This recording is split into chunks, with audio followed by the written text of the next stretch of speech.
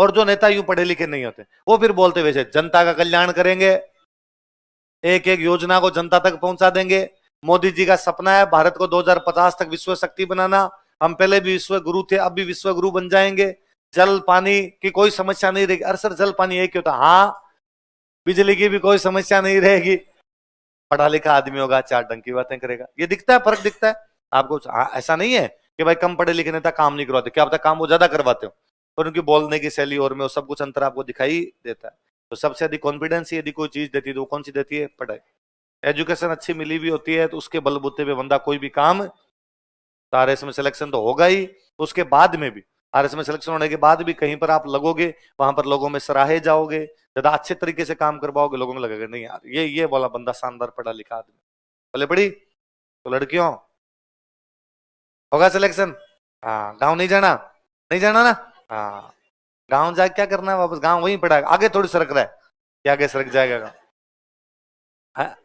और पाकिस्तान में थोड़ी जाने से रहा, या पाकिस्तान इधर आने से थोड़ी रहा अपने। और फिर दूसरा, ये मीणा जनजाति के कोई अपराध वाला कोई बात नहीं है, पहले पूरा पश्चिमी राजस्थानी चोर था।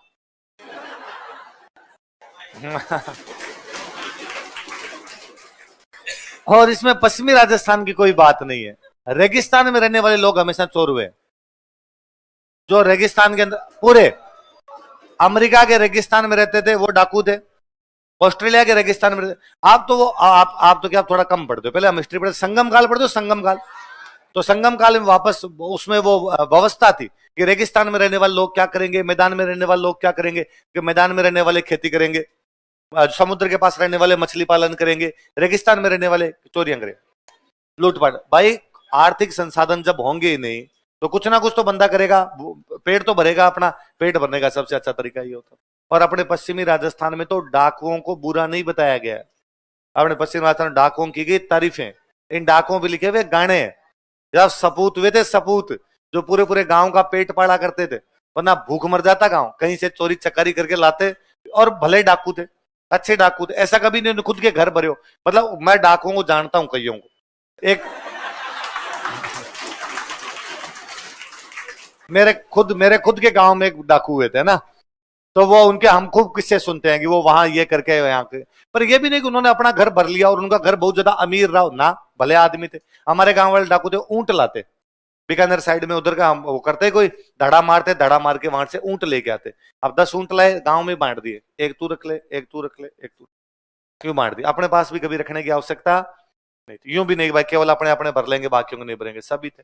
तो पहले तो यूं कई फेमस ही थे भाई, फलान जी फलान। तो हमारे गांव में तो किस्सा सुनाते नए बास वाले मीणाओं का, कि एक बार कोई हमारे गांव वाले डाकू तो बीकानेर गए हुए डाका मारने के लिए, नए बास वाले मीणा हमारे गांव पे मार गए।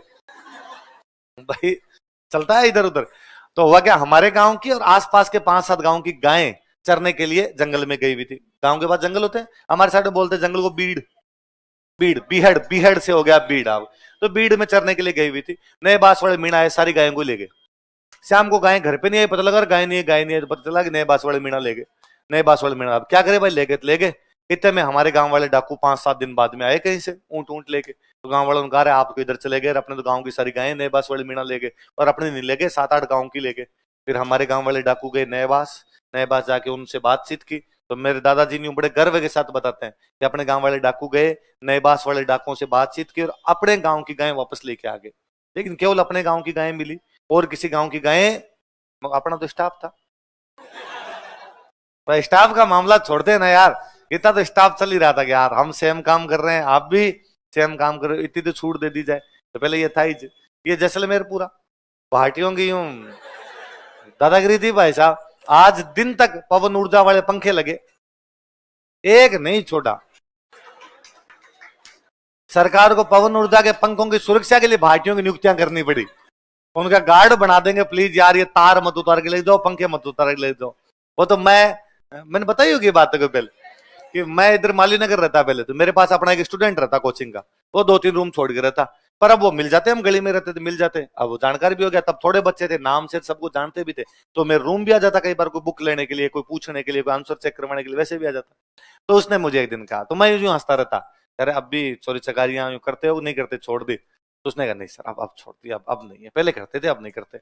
तो एक दिन उसने मुझे कहा सर देखो मैं ऐसा कोई काम नहीं करता हूं, मेरे पिताजी भी ऐसा कोई काम नहीं करते थे, दादाजी भी ऐसा कोई काम नहीं करते। पर भगवान जाने ऐसा क्यों है कि मैं आपके रूम जा आके जब बैठता हूं तो मेरे मन में आता है कि ये किताब कितने रुपए की हो सकती है।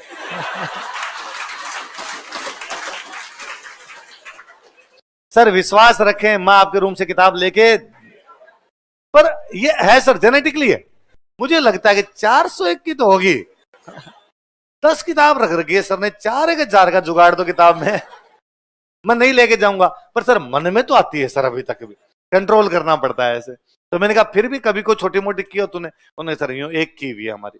क्या की? सर वैसे चोरी तो क्या कहोगे उसको, हम तो क्या है यूं जोधपुर से गांव की तरफ जा रहे थे तो रास्ते में जो साइन बोर्ड लगे होते हैं, पोखरण 35 किलोमीटर, फलोदी 55 किलोमीटर, रात को आंधी आई तो वो जो लोहे का साइन बोर्ड था वो थोड़ा टेढ़ा हो गया। हम भाई भाई बोलेरो लेके जा रहे थे तो हमको टेढ़ा हो रखा है, जमीन पे पड़ा है, तो हमने उसको उखाड़ के रख लिया। तो मैं गया यार, तो वो साइन बोर्ड तो क्या काम आता कि सर ये हमने सोचा ही नहीं था क्या काम है, लगा कुछ ना कुछ काम तो कम। तो अब फिर तुमने क्या किया उसका? तो क्या हमने खेत में ले जाके लगा दिया, पोखरण 35 किलोमीटर, फलोदी 55 किलोमीटर। इसमें ज्यादा लोड लेने की आवश्यकता, ये बाहुबलियों के काम थे भाई साहब। ये चोरी हर कोई आदमी से थोड़ी हो जाती है। वो तो क्या भाई, मेरे गांव तो पड़ता है चूरू में, इधर पापा की पोस्टिंग उधर बीकानेर साइड में हो गई। तो एक बार छुट्टियों के अंदर मैं और मम्मी वापस उधर गांव की तरफ जा रहे, तो गांव से पहले वाली जो बस थी, जो बस में बैठे भाई आगे ये बस गांव जाएगी, पहले होता था गांव जाते थे तो फ्रूट वगैरह लेके जाते, सब्जियां वगैरह। आजकल तो मिठाइयां चॉकलेट वगैरह टाबरों के ले जाते हैं, पहले वो था कि भाई फ्रूट लेके जाने, सब्जियां लेके जाने। तो उस गांव वाली बस में बैठे तो मम्मी ने मेरे कहा कि नीचे ये सब्जी वाली दुकान है, फ्रूट वाली दुकान है, तू इसे सब्जियां और फ्रूट लेके आ जा, बस चलने वाली है, फटाफट जल्दी से आ जाना। और मैं इधर से देख रही हूँ, अच्छी अच्छी सब्जियां छांट के लाना। मैं ठीक, मैं उन दुकान वाले भैया के पास गया, मैं शायद कोई 7वीं 8वीं में पढ़ता हूँ ऐसा कोई। मैं उनके पास घर, मैंने कहा भैया ये दो, ये दो, ये दो, जल्दी दो भैया, हमारी बस जाने वाली, बस जाने वाली। तो टावरों को डर लगता है बस चली जाएगी फिर अपने पीछे रह जाएंगे। हालांकि वो बस पास में खड़ी, तो उस दुकानदार एकदम चिल्ला आदमी, उसने कहा अरे कौन सी बस है, कौन से गाँव जाना है? मैंने कहा भैया ये बस है, इस गाँव जाना है। तो मैंने जैसे ही गाँव का नाम लिया, उसने कहा थोड़ा पीछे हो और जेब में टमाटर तो नहीं डाले ना। अब मुझे बड़ा अजीब लगा यार, मैं रोने बड़ा सो गया। 7वीं 8वीं के बच्चे को कहते तू चोर है और इसमें आपने चोरी नहीं की हो, झूठा इल्जाम लगाओ तो रोना जल्दी आता है। तो मैं तब तो कुछ नहीं बोला, जाड़ पीस के रह गया, क्या करता उसके सामान वामान दिया। और उसने एक दो और मजे लिए मेरे, और क्या क्या कर रखा है, पहले चोरियां की है कि नहीं की है। मैं आके बैठा तो मम्मी ने मेरे को देखा कि तू क्या हुआ था, क्या कर रहा था, तेरे को वो क्यों आंखें निकाल रहा था तू उधर, तो और रोने वाला सा हो गया था तू। तो मैं मम्मी के सामने तो फूट ही गया पूरा एकदम। मैंने कहा इसने मेरे को ये कहा, मैं मम्मी चोरी करता हूँ क्या यार, मैंने कब की चोरी दिया, मेरे करेगा टमाटर जेब में मत डाल लेना, अब थोड़ा पीछे होके खड़ा हो जा, मैं इसको चोर लगा गया। मम्मी ने सिर पे हाथ फेरा के बेटे लोड मत ले ज्यादा, बड़ कोंगे कई कांड किए मैं। अपने ज्यादा लोड लेने की आवश्यकता, चिल कर, चिल अपने तो खा ले, संतरा खा ले अपने, बैठ आराम से। इसमें यूं कोई वो सोचने वाली बात भी नहीं है कि हमने गलत काम किया। रेगिस्तान के लोग थे जी, रेगिस्तान में इकोनॉमिक रिसोर्सेज दूसरे नहीं, तो यही काम था तो ये तो करते कम से कम। तो पहले तो इधर जैसलमेर साइड में तो ब्याह ही उन लोगों के होते कि भाई भूखी तो नहीं मरेगी, कम से कम कमा के तो खिला देगा, वरना भाई साहब इकोनॉमिक संसाधन है नहीं, भैया मर जाएगी भूखी। इसलिए पूछते कितने, एक कहता भैया 2, एक कहता 4, 4 वाले को भाई दे दो। योग्य आदमी कौन है जिसने कितने अटेम्प्ट दे रखे? 4 अटेम्प्ट दे रखे। तो ये जरूरी है, इसमें कोई यूं सोचने वाली बात, हर समय देश काल परिस्थितियों के अनुसार सामाजिक मूल्य बदल।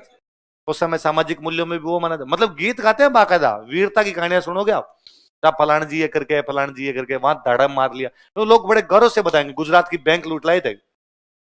अब मैंने बताया डूंगजी जवाहर जी को देवता मानते हम, डूंगजी जवाहर जी को तुमने देवता ही मान लिया, साहब साहब की देवता है क्या, कि नसीराबाद छावनी लूटी।